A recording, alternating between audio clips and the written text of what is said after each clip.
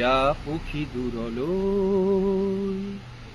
যা যা যা যা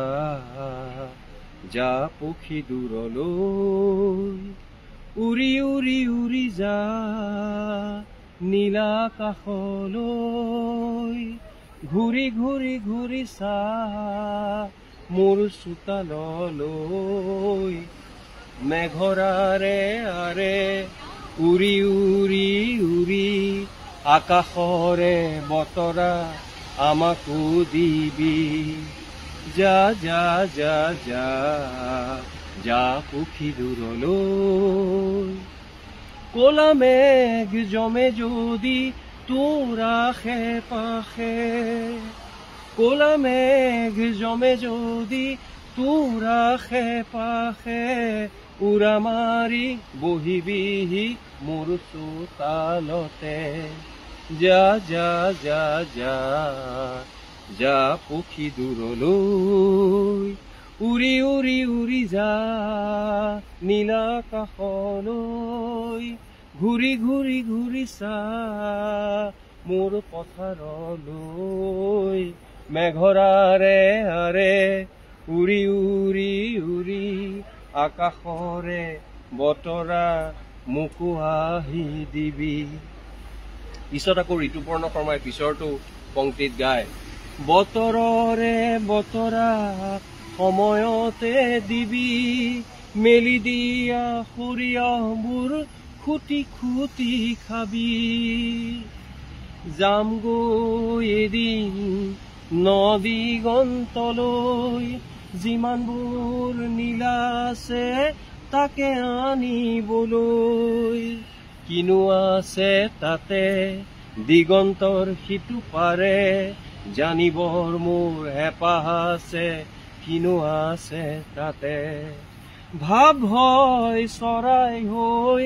উৰি উৰি গৈ সাত সাগৰ 13 নদীৰ বাতৰিকে লৈ তোৰে সতে কথা পাতি উভতি আহিম তোৰে মোৰে সেউজীয়া এই পৃথিৱীলৈ যা যা যা যা যা পক্ষী দূৰলৈ মই ভাবো এনেধৰণৰ নেতিবাচক চিন্তা চৰ্চা অকল মোৰ বাবেই নহয় অসমৰ বাবে ভাৰতৰ বাবে পৃথিৱীৰ বাবে নেতিবাচক চিন্তা আঁতৰি যাওক আৰু যোগাত্মক চিন্তাই মানুহক গঠনমূলক সমালোচনাই আগুৱাই নিয়ক লেকিন চহৰত আছো এইখন চহৰ দিলৱালে দুলহনিয়া লে যায়েংগে সেই ছবিখনৰ কাৰণে বিখ্যাত হৈছিল ইয়াছ চোপ্ৰাৰ এটা প্ৰতিমূৰ্তিও ছুইজাৰলেণ্ডৰ চৰকাৰে ৰাখিছে ইয়াত নিৰ্মাণ কৰি আৰু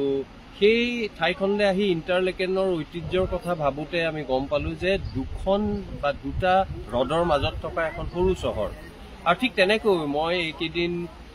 আজি অলপ দিনৰ পৰা সামাজিক মাধ্যমত যেতিয়া পোষ্ট বা কেতিয়াবা কেতিয়াবা গান এইবোৰ ধেমালি কৰিয়ে হওক মোৰ নিজৰ মনেৰে যিটো কথা কয় সেইখিনি কথা দিবলৈ চেষ্টা কৰিছো কাৰণ ইমান সমাজত অসূয়া অপ্ৰীতি দলা দলি নানান কথা দেখো গতিকে জীৱনটো নিজা ধৰণে উদযাপন কৰিবলৈ চেষ্টা কৰিছো অধিকাংশ মানুহেই উৎসাহ উদগনি দিছে সকলোকে নমস্কাৰ মই ধন্যবাদ জনাইছো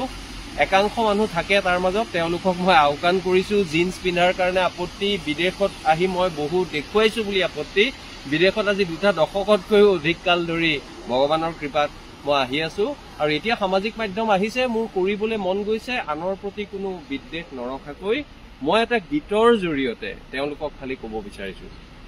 গীতটো আমাৰ মাজৰ পৰা অকালতে হেৰাই যোৱা ঋতুপৰ্ণ শৰ্মাদেৱে গাইছিল আৰু বলেন হাজৰিকাদেৱে লিখিছিল এটা সুন্দৰ গীত আৰু আজিৰ পৰিৱেশৰ লগত